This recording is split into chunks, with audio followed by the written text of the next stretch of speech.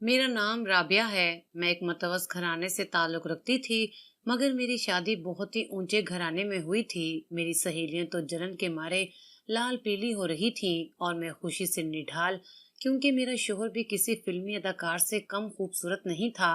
गिन गिन कर मैंने दिन गुजारे थे। खैर, वो लम्हा भी आ गया जब मैं अपनी कुटिया जैसे घर से निकलकर महल की रानी बन गई थी।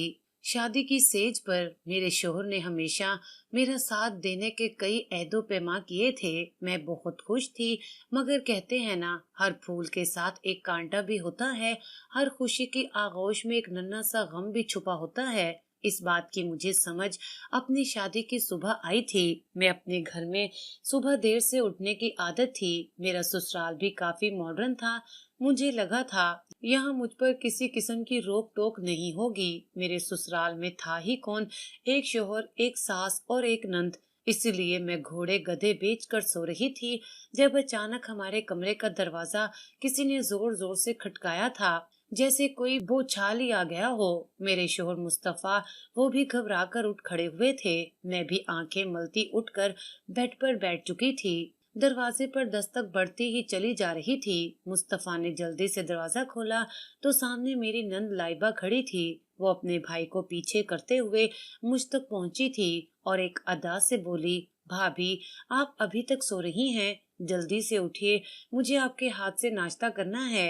मेरी सारी दोस्तें अपनी भाभीयों के हाथ से नाश्ता करती हैं। मैं इस अचानक अफ्ताब पर घबरा सी गई थी। लाइबा के पीछे ही मेरी सास भी पहुंच आई थी। वो लाइबा को डांट रही थी कि ये क्या बचपना है, अभी तो बहू ने मीठा भी नहीं बनाया। तो लाइबा बोली, पहले मीठा बना लेंगी भाभी, फिर मेरे लिए नाश्ता बना लेंगी। फिर वो बोली, भाभी, आप 15 मिनट में फ्रेश होकर किचन में आ जाइए, मुझे बहुत भूख लगी है। सास और नंद के जाने के बाद मैंने मुस्तफा की जानिब मदद तलब नजरों से देखा था। वो अपनी बहन की इस हरकत पर मुस्कुरा रहे थे। मुझे खूब तप चढ़ी थी, इसलिए मैं बोली, मुस्तफा, मुझे लाइबा की ये हरकत बिल्कुल भी अच्छी नहीं लगी। इसे जाकर समझाइए कि मैं इस घर की बहू हूँ, मुलाजमा नहीं। मेरी इस बात पर मुस्तफा के माथे पर बल पड़ गए थे। वो काफी रूखे लहजे में बोले थे, राबिया, आज तो तुमने ऐसी बात कर ली है, मगर मैं दोबारा तुम्हारे मुंह से कुछ ऐसा ना सुनूं। लाइबा मेरी औलाद की तरह है। अब्बू के इंतकाल के बाद मैंने उसे बाप बनकर पाला है। अगर तुमने आज के बाद लाइबा की कोई भी बात मानने से इनकार किया तो तुम्हें हाथ से पकड़कर तुम्हारे मेके छोड़ाऊंगा, हमेशा हमेशा के लिए। मुस्तफा की बातें सुनकर मेरी आंखें भीग गई थी। कोई नई नवेली दुल्हन के साथ यूं भी करता है भला। मैं फ्रेश होकर किचन में चली गई थी, जहां लाइबा की फरमाइशों की लंबी लिस्ट तैयार थी। मैंने उसकी मर्जी के मुताबिक सब कुछ बना डाला था। लाइबा मुझसे उम्र में 1 साल ही छोटी थी। इतनी वो बच्ची भी नहीं थी कि उसे एहसास ही ना होता कि नई नवेली दुल्हन के 100 तरह के अरमान होते हैं।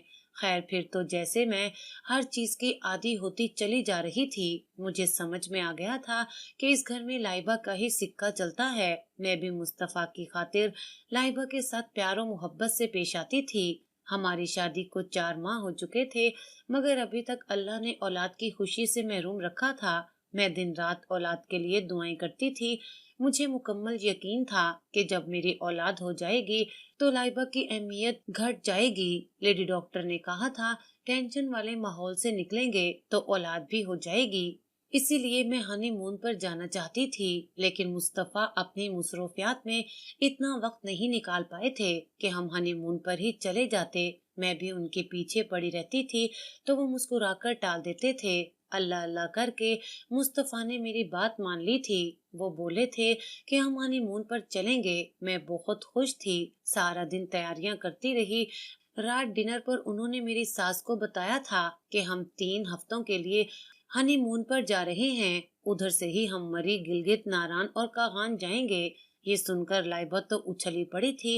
वो बोली, वाह भैया, मुझे भी जाना है। मेरी सारी सहेलियां भी घूमने गई हुई हैं, आप मुझे भी अपने साथ ले चलें। मेरी सास ने लाइबा को आंखें दिखाई थी, जबकि मुस्तफा मुस्कुरा पड़े थे। वो बोले, जरूर चलेंगे गुड़िया। अब मेरे जब्त की इंतहा थी। आखिर में बोल ही पड़ी थी, लाइबा, अपनी सहेलियों से पूछना, क्या वो भी अपनी भाभी का हनीमून खराब करने गई हैं या फैमिली टूर पर? मेरी बात सुनकर लाइबा रोने लगी थी, जबकि मैं खाने की मेज से उठकर अपने कमरे में आ गई थी। मुझे मुस्तफा से बहुत खौफ आ रहा था कि वो अब मुझ पर चीखेंगे, चिल्लाएंगे, मगर ऐसा कुछ भी नहीं हुआ। वो कमरे में आए और खामोशी से सोने के लिए लेट गए थे। सुबह हुई तो उन्होंने मेरा पैक शुदा सामान गाड़ी में रखा और मुझे चलने को कहा। मेरी खुशी की इंतहा नहीं रही थी। मुझे लगा था मैं जीत गई हूँ। अब लाइबा कभी मेरी खुशियों के बीच नहीं आएगी। मगर ये क्या, मुस्तफा ने मेरे मेके के गेट पर गाड़ी रोककर कहा था कि यहाँ पर उतर जाओ, तुम्हारा स्टॉप आ गया है।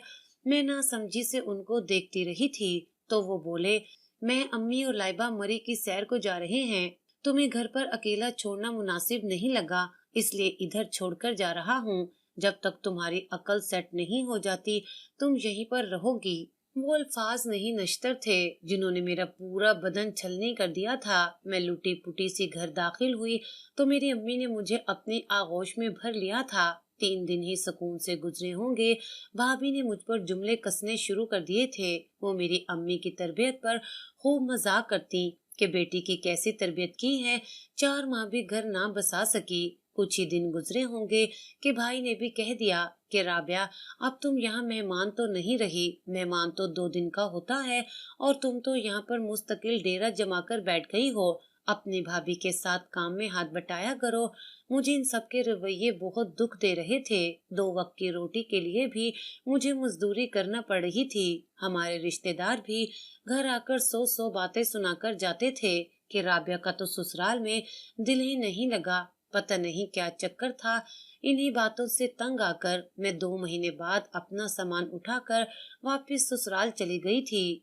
मेरी सास ने मेरा बड़ा पुरतपाक इस्तकबाल किया था, जबकि लाइबा मुझे वहां देखकर सख्त बदमजा हुई थी। वो बोली, भाभी, आपने बिला वजह आने की जहमत की, मैं तो भैया के लिए दुल्हन ढूंढ रही हूँ। उसकी बात सुनकर मेरा दिल दहल गया था, क्योंकि होना तो वही था जो लाइबा कहती। मगर मेरी सास ने लाइबा को सख्त सुनाकर चुप करवा दिया था। मुस्तफा जब ऑफिस से वापस आए तो मुझे देखकर उन्हें जरा खुशी नहीं हुई थी। मेरी इज्जत 2 कौड़ी की रह गई थी। लेकिन मैं अपने मेके से अपनी जिंदगी का सबक सीख कर आई थी कि शादी के बाद औरत की इज्जत सिर्फ उसके ससुराल में होती है। इसीलिए मैं लाइबा की खुशामदें करती फिरती थी। मुझे यूं लाइबा के आगे पीछे होता देखकर मुस्तफा का रवैया भी मेरे साथ ठीक हो गया था। मैं औलाद के लिए दुआएं करती ना थकती थी। मुस्तफा भी औलाद के ख्वाहिशमंद थे, मगर ये देर खुदा की तरफ से ही थी। हम दोनों फिट थे। उधर लाइबा मुझे जिद करने की हर मुमकिन कोशिश करती थी, मगर मैंने नोट किया था कि आजकल वो किसी और ही चक्कर में थी। वो सारा सारा दिन अपने कमरे में रहती थी, घर से 2-2 घंटे के लिए गायब हो जाती थी। मैंने भी उसका राज जानने की ठान ली थी। उसके लिए मुझे बहुत जतन करना पड़े थे, मगर आखिरकार सच कब तक छुप सकता था। तो बात ये थी कि लाइबा का किसी के साथ मुआशका चल रहा था। हमारे मोहल्ले में एक नया लड़का आया था, दरमियाना सा कद था, उसका गहरा काला रंग, लिबास से भी वो गुर्बत की चक्की में पिसता हुआ एक नौजवान लगता था। उसमें ऐसी कोई खूबी भी नहीं थी जिसकी बिना पर उससे मोहब्बत की जाती, मगर लाइबा की आंखों पर पता नहीं क्या पट्टी बन गई थी। मैं इस सारे मामले से बड़ी लुत्फ अंदोज हुई थी। हर शाम वो लाइबा को एक लिफाफा थमा जाता। उसके बाद लाइबा कई घंटों के लिए अपने कमरे में बंद हो जाती थी। अब मैंने ठान लिया था कि अपने शोहर को उसकी लाडली का असल रूप दिखाऊं। इसलिए मैं और मुस्तफा जब भी इकट्ठे बैठते, मैं उससे यही कहती कि लाइबा का कहीं अच्छी जगह रिश्ता ढूंढ लो। जवानी बड़ी मुंहजोर होती है, आजकल का तो जमाना ही ऐसा है। मुस्तफा मेरी बात से चिढ़ जाते और कहते, जमाना जैसा भी हो, मेरी बहन को इस जमाने की हवा नहीं लगी। मैं दिल में उनकी इस खुशगुमानी पर खूब हंसती। अब मैं लाइबा की मुकम्मल जासूसी कर रही थी। एक दिन मैंने लाइबा को घर से बड़ा तैयार होकर निकलते देखा था। मैंने भी उसका पीछा करने की ठान ली। मैं उससे फासला रखकर उसके पीछे पीछे चल रही थी। वो घर से सहेली के घर का कहकर निकली थी। हमारी गली से मोड़ खाकर वो एक आलीशान सी गाड़ी में जा बैठी थी। मैंने थोड़ा सा आगे होकर देखा तो उसमें एक निहायत हैंडसम लड़का बैठा था। वो लड़का शक्ल से ही रईस लग रहा था। खैर, मैं घर वापस आ गई थी। मुझे बेइंतहा जलन हो रही थी। आखिर लाइबा के हाथ इतनी बड़ी आसामी लगी कैसे थी? इस बात की तह तक पहुंचने के लिए मैंने मुकम्मल राज मालूम करने की कोशिश की थी। राज जानकर बड़ी बेचैन सी हो गई थी। बात ये सामने आई थी कि लाइबा और उस रईस लड़के की मोहब्बत बड़ी जोरों शोर से चल रही थी, जबकि वो काला सा लड़का तो सिर्फ उस रईस लड़के के खत देने आता था। ये कैसे हो सकता था कि लाइबा इस घर में ऐशो इशरत की जिंदगी गुजारने के बाद अब अगले घर जाकर भी खुशहाल रहे? इस तरह तो उसे कभी भी सजा ना मिलती उस सब की जो उसने मेरे साथ किया था। मैंने एक खतरनाक मंसूबा बना डाला था। इस मंसूबे के आगे या तो मेरे लिए जन्नत थी या फिर जहन्नुम, लेकिन मैं बेखतर होकर उसमें कूद पड़ी थी। मैंने मुस्तफा से साफ अल्फाज में कह दिया था कि मैंने अपनी आंखों से लाइबा को किसी लड़के के साथ जाते हुए देखा है। मेरी बात सुनकर उन्होंने बहुत हंगामा किया था, मुझे बुरा भला कहा था, लेकिन मैंने हार नहीं मानी थी। मैं हर रोज थोड़ा थोड़ा जहर मुस्तफा के कानों में उंडेलती रहती थी। एक दिन वो रईस लड़का लाइबा से उसी लड़के के घर में मिलने आया था, शायद शादी के मामला तय करने आया था। मैंने मुस्तफा को फोन करके घर बुला लिया था। वो घर आए तो मैं उनको अपने साथ छत पर ले गई। हमें ज्यादा इंतजार नहीं करना पड़ा था। जल्दी लाइबा उस घर से निकलकर अपने घर की तरफ बढ़ाई थी। मैंने मुस्तफा को कहा कि वो गेट के पीछे छुपकर हमारी बातें सुने। उनका रंग गुस्से से सुर्ख हो रहा था। वो मेरे पीछे चले आए थे। लाइबा जैसे ही घर दाखिल हुई, मैंने उसे गुस्सा चिढ़ाने के लिए कहा, लाइबा, मैं देख चुकी हूँ तुम कहाँ से आ रही हो। तुम्हें जरा शर्म नहीं आई? तुमने तो अपने भाई के मुंह पर कालक मल दी है। वो हमेशा की तरह मुझ पर धौंस जमाते हुए बोली, हाँ, मिलकर आई हूँ उस लड़के से। मेरा और उस लड़के का चक्कर चल रहा है। यूं ही मैं हर रोज उस लड़के से मिलने जाती हूँ। सबकी आंखों में धूल झोंक कर जान लिया सच, अब खुश। लेकिन ये सब जानकर भी आपको कोई फायदा हासिल नहीं होने वाला, क्योंकि आपकी बात पर हर कोई यकीन नहीं करेगा। भाई को बताएंगी तो वो तलाक देकर घर से निकाल देंगे, मगर मुझ पर शक नहीं करेंगे, क्योंकि वो मुझ पर अंधा एतबार करते हैं। लाइबा की बातें सुनकर मुस्तफा गेट के पीछे से निकल आए थे। उन्होंने थप्पड़ मार मार कर लाइबा का मुंह सुर्ख कर दिया था। मेरी सास भी भागकर अपनी बच्ची को बचाने के लिए आई थी। मुस्तफा बोले, अंधा एतबार करता हूँ, मगर अंधा हूँ नहीं। आज अगर अब्बू जिंदा होते तो वो तुम्हें अपने हाथों से कत्ल कर देते, मगर मैं तुम्हारी जिंदगी बख्श रहा हूँ। फिर तो सब कुछ चुटकियों में ही हुआ था। मुस्तफा ने मौलवी साहब को बुला लिया और उस सांवले लड़के को भी थप्पड़ मार मार कर घर ले आए थे। उस सांवले लड़के ने हमारे घर आकर वो ही सब कुछ कहा था जो मैं उसे सिखा कर आई थी। उस दिन से कोई 4 दिन पहले मैं उस सांवले लड़के के घर गई थी। वो काफी गरीब सा था। माँ के इलाज के लिए उसको 50,000 की जरूरत थी। मैंने उसको 1 लाख देकर खरीद लिया था। इस तरह उसने वो ही सब कुछ कहा जो मैं उसके मुंह से कहलवाना चाहती थी। यूं उन दोनों का निकाह पढ़वाया जा रहा था। मैं ये सब ड्रामा, जिसकी मैं डायरेक्टर थी, बड़ी खुशी से देख रही थी। लाइबा हाथ जोड़कर कह रही थी कि भैया मेरी बात सुन लें, मैं दूसरे लड़के से मोहब्बत करती हूँ।